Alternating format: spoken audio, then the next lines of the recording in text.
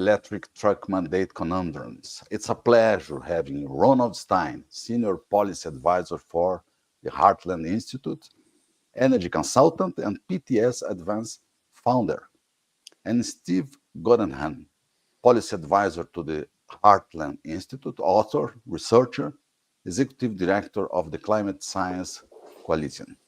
Good morning and good afternoon, Ronald and Steve. Good morning. Good morning. Steve and Ronald recently published articles about the new rules for trucks in California. Let me show the two pictures. This is from Steve. California aims to force adoption of electric trucks, but 19 states should block. And Ronald article, California's electric truck mandate conundrums. So let me start with Steve, please, Steve. Hey, Let me ask you: is this an imposition of the use of electric trucks, and what's the motivation? What's the reasoning about this situation? well, this comes from from CARB, the California Air Resources Board, which developed this regulation. It's called the Advanced Clean Fleets ACF regulation, and they're putting it into effect as of January 1st of 2024. The goal is to reduce particularly carbon dioxide emissions with the idea that we can halt the rise in global temperatures. And in addition, it is kind of mixed in with pollution. So they say there are a lot of health benefits to doing this, and that's very fuzzy in many ways.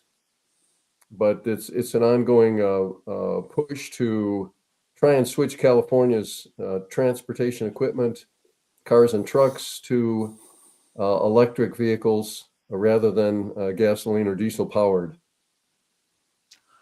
And Ronald, I assume that they did a regulatory impact analysis or not?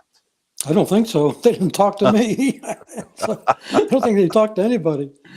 There's a lot of conundrums associated with this. It can be a financial disaster for the California population, and I think for a good part of the country because of all the trucking that moves products from California's busy ports to the rest of the country. Okay, but this interference in the other states, how can you do that without asking the other states to do that? Steve, that's yours. So there's a number of this goes all the way back to the Clean Air Act when the Clean Air Act was developed in the late 60s and then revised in the 70s and 80s. California was given a waiver on pollution law. The Clean Air Act originally said that states were not allowed to establish their own standards for air pollution, but since California already had air pollution laws into effect, they were given a waiver, and this waiver is carried on now. California marches out and does pollution regulation, and typically the Environmental Protection Agency will grant them a waiver, and they've done it in this case again with the Advanced Clean Fleets regulation. They have already granted a waiver for California to establish these standards for heavy trucks and force them to become electric trucks. And then we also have a number of states that are following California's lead. I think there's about 8 other states that have already signed up to accept the Advanced Clean Fleets regulation, and some others are agreed to follow. So yeah, it's a bit of an exception to the Clean Air Act law. Mm-hmm. Ronald, you see that they are imposing a technology that's not being mastered yet. So something that's, let's see, in the middle of confirmation of technology, the electric vehicles. Well, definitely, it's still developing, and there's a lack of transparency. To go electric requires a lot of electric batteries, big batteries, and these batteries are lithium and ion, lithium and cobalt, and the lithium is coming from developing countries. There's no talk about transparency of the supply chain. And, when Todd Roy and I wrote that book, Clean Energy Exploitations, it was nominated for Pulitzer Prize because it's bringing transparency to the public of all the environmental degradation and humanity atrocities occurring over there, for us to go green. And it's unethical, it's immoral, but it is still going on.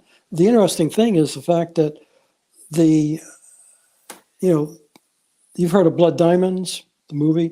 Well, these are blood minerals, and we're basically providing financial incentives for China and Africa continue exploiting your people, continue the environmental degradation on your land, not our land. And I think it's unethical and immoral, but the state just doesn't want to talk about it. Yeah, yeah. Steve, which other states are implementing the same rule, and which states are supporting this decision? Which ones are not supporting? I know that's the list is very complicated, but only. Well, the states that I have down for this, just a moment, Mhm. are following California: Oregon, Washington, Colorado, New York, Vermont, Massachusetts, New Jersey, and Maryland. And there's also 3 other states expected to adopt the advanced clean fleets: North Carolina, Maine, and Connecticut. Now, the governor of Connecticut, though, just decided not to adopt the rule to ban diesel vehicles, diesel cars by 2035. So maybe Connecticut won't be picking this up. Now, this would be different if electric trucks could handle the load, but the problem is that they really can't. Yeah, but these states, do they have enough structure to absorb these electric trucks? No, they don't have the charging infrastructure Really? for this. Yeah, Oh my God. let me tell you a little bit here. This Andrew Boyle, who's with the American Trucking Association, testified in front of the House of Representatives back in April, and he basically pointed out that electric trucks can't do the job. They can't replace diesel vehicles. The first problem that was discussed was range. Boyle said that you can, in 15 minutes, you can fill a diesel truck, and it will be able to go 1,200 miles.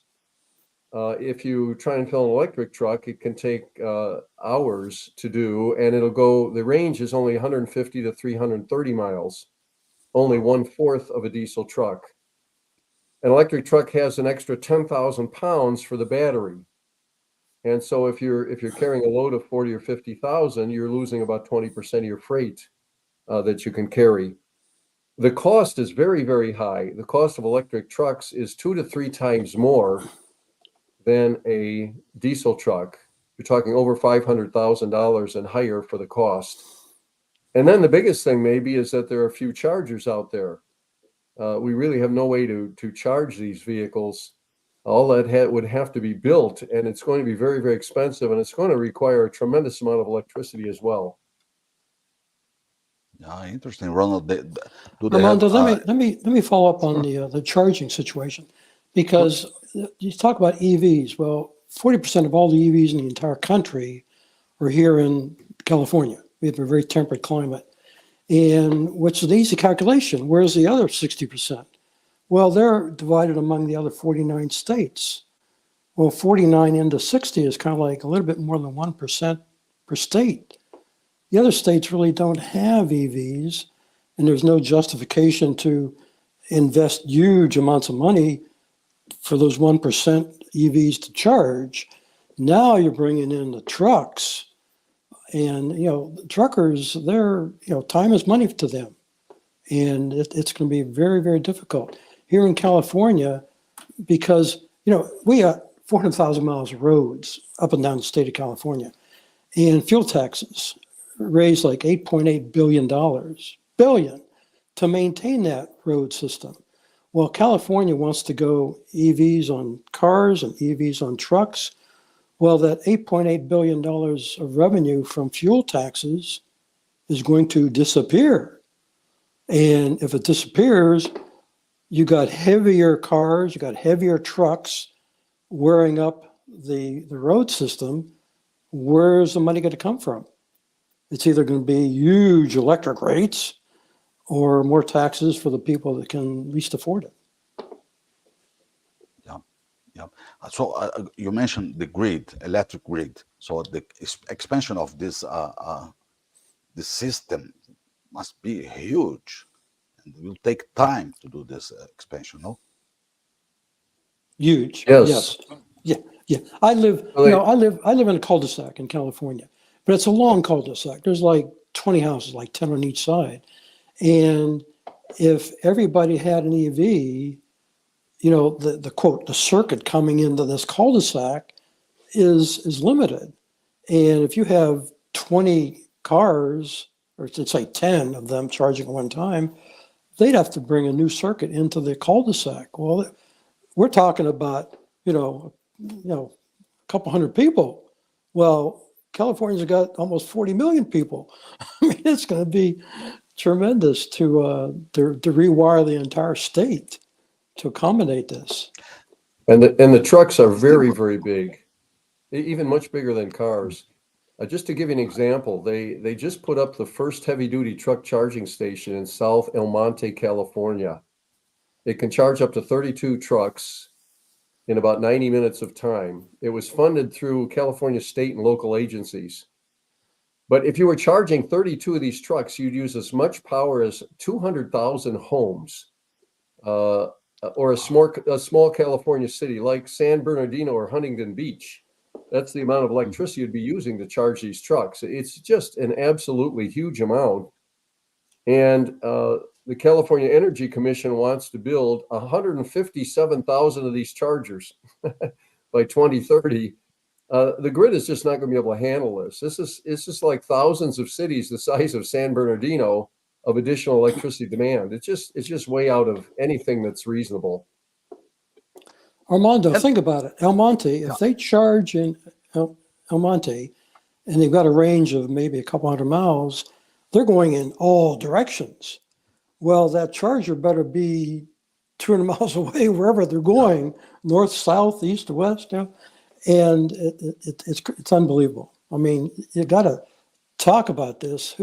It's just unaffordable, and the results are going to be terrible for the economy. But, Steve and Ronald, why do they take this kind of decision, this manner to decide? I mean, without conversation and without, let's say, discussing the good points and bad points. How they do this autonomous decision without conversation? I cannot understand this. Well, you can't get to net zero, which all the developed nations of the world are driving toward. Net zero emissions by 2050, get rid of all of coal, oil, and natural gas. You can't get there without coercion. Nobody wants to do this. None of the truckers want to do that. Matter of fact, they have joined the 19 states to sue to get the Advanced Clean Fleets regulation overturned, and also the waiver from the EPA. You just can't get there without coercing all these folks.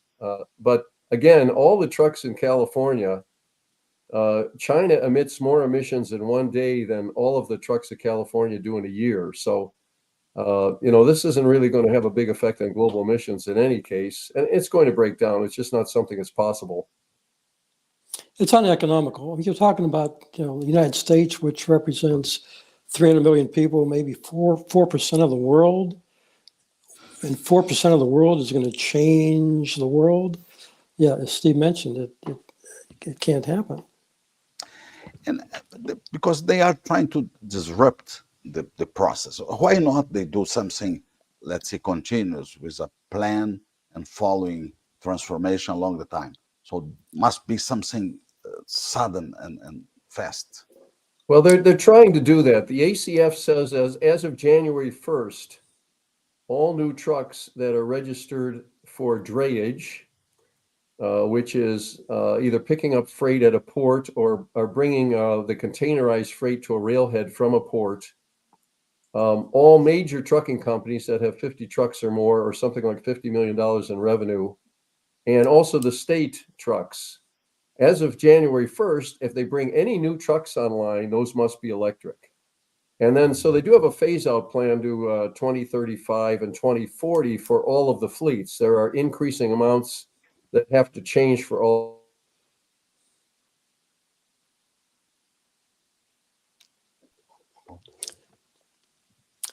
What if the trucks are registered in Arizona? Well, you know, that's the other thing too. A lot of freight goes, people are talking about switching trucks when they get to the border of California.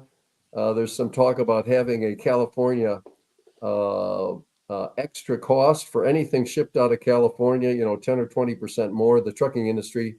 I spoke at the National Association of Small Trucking Companies just a few months ago, and there's a lot of people talking about this, but and it's just going to put companies out of business if it's enforced. There's no way somebody can pay 2 or 3 times as much for a truck as they do now, Two or and three still be times? competitive. You mentioned Yeah, an 2 or 3 times? electric truck is going to be two or three times as much as a diesel truck. Wow. Wow. And who will pay the population, the final products cost, of course? Yeah, that's another thing too. You know, trucking kept the United States moving during COVID-19. While everybody was hunkered down in their house and not doing anything, we had trucks going all over the country delivering goods, medicine and clothing and food, and they kept the country going. But yeah, we could really impact the cost of freight to the extent that this is pushed, and the cost to consumers. Is there, Ronald, used trucks market in the United States? And we will have with electric ones? Well, there's no used car market for used EV cars. I doubt very much there's going to be a market for used EV trucks. You know, the interesting thing that Steve mentions is California has 3 of the largest ports in the entire country. We have Los Angeles, Long Beach, and Oakland. A lot of products come in through those ports for the entire country. And you're going to basically, you know, if you're increasing the cost to move the product, it's going to wind up being trickled down to the cost of the product when people buy it. And everything's going to be escalating up. You're going to basically have a shortage and inflation of all the products. And Yep. Stephen, Ronald, is there a chance that the justice stop this movement, or no? Well, we'll see. We'll see whether the suits are going to go through.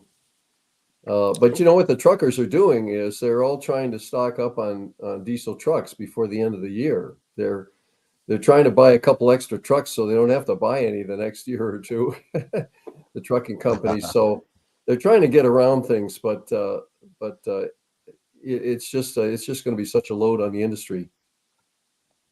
And the drivers, Ronald, are they happy with this transformation? Oh no, they live a different lifestyle. I mean, like I say, they're long haulers. You know, when they fuel up, they have extra, you know, tanks, and as Steve mentioned, they can get a 1,200-mile range. They go halfway across the country without fueling up. And yeah, that's a lifestyle. They're a special breed of cat, and like I say, they're the ones silently providing all the products to all Americans. And you're going to be putting a big hammer on their economies, their lifestyle, and you know, to go 200 or 300 miles and then sit around for, you know, a couple hours where your truck's being charged. It's going to be totally rejected by the truckers. Oh, interesting. And subsidies, Steve, do they have subsidies to buy these much more expensive cars, trucks? They are doing that. The state of California is subsidizing some people to buy some electric trucks to get this going. But they're going to require many more trucks. Andrew Boyle points out we're going to need something between 20 to 50% more trucks on the road to move the same freight if they would all go electric. And that's just going to be very expensive and doesn't make any logical sense. You know, on the subsidies, again, I can't buy into the fact that California is not looking for transparency of the supply chain for those batteries. Because, like I say, we're providing financial incentives for China and Africa to continue exploiting their people. some of this lithium is being mined by kids 6 years old, Oh my God. and the environmental degradation. Lithium mining is strip mining. And yeah, there's a lot of lithium in the United States. Is it going to be mined? Personally, I doubt it. I don't think you're going to get an environmental permit to do it. And if you do, you're going to have to adhere to, U.S. labor laws and U.S. environmental laws, which is going to drive up the cost of lithium, which is going to drive up the cost of the battery, and you can't afford to drive up the cost of an EV truck or an EV car. Yeah, Ron is Are there, right. no, go Yeah, ahead, please. all these special metals that are needed for the batteries are mined in Africa or South America, and then the biggest processor of metals for batteries is China. So the ores go to China, and so we have social problems with mining in the developing nations, and then we have pollution problems in China to produce these batteries. They're not really not environmentally clean. It's you just shift it from maybe some carbon dioxide to other forms of pollution and other forms of labor oppression, which aren't necessarily the best thing for this industry anyway. And where these batteries are manufactured? All in China? Well, I only know about the car batteries, but I think yeah. Well, in the case of China, we have most of the batteries are being manufactured in China right now, and the ore comes from. But there are all sorts of metals. There's lithium, there's cobalt, nickel, copper, a number of other things. And it also takes, as Ron mentioned, even if we try and put mines in the U.S., it takes decades. The average copper mine takes 16 years, according to the International Energy Agency, from start of first conception to actually getting mined material. So it takes a long, long time. So these metals and batteries are not going to come from the United States by and large. In addition, there's a limited supply of these exotic minerals and metals in the world. And, like I say, it's not an endless pit. And, nothing's going to last forever. We have a lot of crude oil in most countries. It's not going to last forever either. So, yeah, we do have a challenge to continue producing the products for our materialistic society and the fuels for our transportation systems. We got cars, trucks, ships, planes, the Air Force, the military, the space program. Yeah, they're not going to run on electricity. Yeah. Now, do you have noticed about other countries doing the same? I mean, implementing some rules similar to this in California? Other countries? Germany, for instance, maybe? Well, Germany was the first country to, quote, go green, and they shut down most of their electrical generation systems from coal and natural gas and nuclear and went all into wind and solar. Well, they now have the highest cost of electricity in the world and power outages. And, and California is very similar. We've been shutting down, power plants that provide continuous uninterruptible electricity in favor of wind and solar. And as a result, California imports more electricity than any other state in the country because we can't generate enough electricity for our own use. We bring it in from other states. While the states have it. Yep, California is now number 2 in electricity prices in the United States, behind Hawaii, passed up all of New England, and it's going to go much, much higher as more green policies are put into place. I don't know, though, of other places in the world that are forcing a switch to electric trucks. I'm sure there's some of that going on in Europe, but I'm not quite sure. And it's a kind of concept that put all of eggs in the same basket, because if you have electricity for every activity, so there will no contingency for the future. Diesel is a contingency system, isn't it, Steve? Yeah, it does in California. So if a power goes off, you lose your lights, but pretty soon you won't be able to drive your car. You won't be able to heat your home. We have many cities and counties in California that are trying to bar the use of natural gas in new construction. So, yeah, they want to make everything completely dependent on the power grid, and then if they can't support it and they're headed down that track, yeah. And by the way, the hours of outage in the United States have been rising. In 2011 and 12, according to the Energy Information Administration, it was about 3.5 hours of outage a year per electricity user. Now it's up about 7 or 8, so it's more than doubled in a decade, and we're going to continue to go higher as intermittent wind and solar are put in. Ronald, so no more trucks with diesel in 2035, 12 years from today. Do you see this as achievable? Nope. End the conversation. I would agree. The current owners, as Steve mentioned, they're going to be able to survive because they'll have they're going to buy their trucks now, and when they are forced to change, they're going to retire, and it's going to be the next generation. It's going to be hit with this load, and it's just unbelievable that they can think about this and accomplish it. The motivation is so strong to get rid of crude oil, but people don't recognize they want wind and solar to replace crude oil. But Armando, wind and solar only generate electricity. They can manufacture nothing for society. Oil is almost never used to generate electricity. Coal is, natural gas is, but oil isn't. Oil is useless. It's dirty, black tar, crud. But when you refine it into petrochemicals, it makes all the products in our lives and the fuels for the different transportation systems. All those products makes everything in our lives. In fact, this is the thing you got to remember. Everything that needs electricity is made with the petrochemicals from crude oil. So if they wish to get rid of crude oil, we're going to get rid of wind turbines, solar panels, EVs, trucks, cars, etc., because all the components are made with oil petrochemicals. Steve, we cannot refuse that the trend with renewables and electricity is something real in the world. But this speed, the velocity to this change, how do you see this transformation? Well, I've just written a book that came out in August called "A Green Breakdown: Becoming Renewable Energy Failure."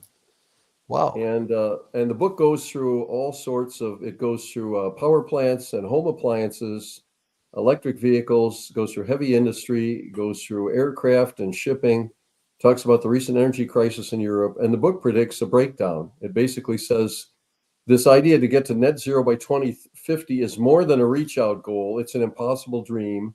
It is not going to happen. And by the way, that includes this push for hydrogen fuel and for carbon dioxide capture and storage. Those things are all going to break down. They're just not going to occur. And by the way, we're seeing some of that already.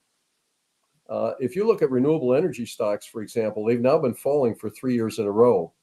Off the East Coast of the United States, half of the offshore wind companies have pulled out. It's just too expensive. We have a speed bump in the United States right now. We have EV inventories rising. We have insurance rates very high for EVs because of accidents. We have problems with chargers, and the demand isn't there. The early adopters are kind of done. So there are a lot of indications that the breakdown may be starting already, but we'll just have to see. So Ronald, probably will take a part of the total energy, not to replace the current energies. Correct. Steve is right. The EVs that are out there right now, the elites have bought them. The elites will continue to buy them. The problem is we're running out of elites. Now we're getting down to the common folk. And the common folk are usually not highly educated, not high-income people, not multi-car families, and they have a high mileage requirement, not low mileage requirements. So the common folk are just not buying into this. I play golf with some dealers, and they're concerned. The cars are piling up on their lots because people don't want them. Yeah. What do you expect with the new elections in 2024, with a new party taking control of the country? Depends on the president, these decisions, or is the president cannot, let's see, be influent in these decisions? Well, if the Republicans win, it's going to be a big change. Governor DeSantis has called this movement for the climate politicization of the weather. Former President Trump and Mr. Ramaswamy are both using the word climatism to describe it, which I was in the title of my first two books. It's an ideology. It's the fear of man-made global warming, and they're going to shut the thing down pretty quickly. Now, if the Democrats win, and who knows, then this is going to go on and on. Ronald, please tell the book you wrote, and Steve, could you please repeat the books you have? Well, the book I wrote is Clean Energy Exploitations. It brings transparency to the understanding that the environmental and humanity abuses that support this clean energy movement. And it's, Steve's right. If the Democrats win, they'll probably continue down this road. But I would like to have a conversation with them, because we had a net zero society before 1800s. There was no coal-fired power plants. There was no natural gas power plants, no nuclear. The Beverly Hillbillies hadn't discovered oil yet. But, life was short. It was hard. People very seldom lived beyond 40 years of age. And when they were born, they very seldom traveled 100 miles from where they were born. There were no transportation systems. There was no medical industry. There was no electronics. There was no ability to have a Zoom conversation. All this stuff goes away. Yeah, and the other thing is this is crazy in regard to developing nations. Now, climate envoy John Kerry just said this week we need to get rid of all coal plants. Well, globally, coal provides 35% of the world's electricity. It's the biggest source of electricity. There are more than 4,000 coal plants. There are 1,000 plants and another 1,000 plants that are in planning or under construction. And yet we still have an electricity shortage globally. 700 million people don't have electricity today. And we have hundreds of hospitals in poor nations that don't have electricity. If you can imagine, no air conditioning, no operating room electricity.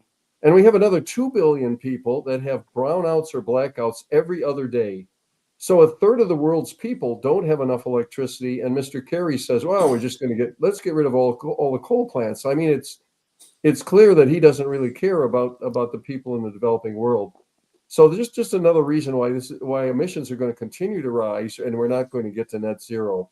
And this is my book, the green breakdown, the coming renewable energy failure. And it's fun. It's a color paperback, and there's a cartoon in front of each chapter. Still has 1,000 notes, so a great read for people. There's also ebooks available as well. Oh, great. Fantastic. Two excellent books to find and to read. Excellent.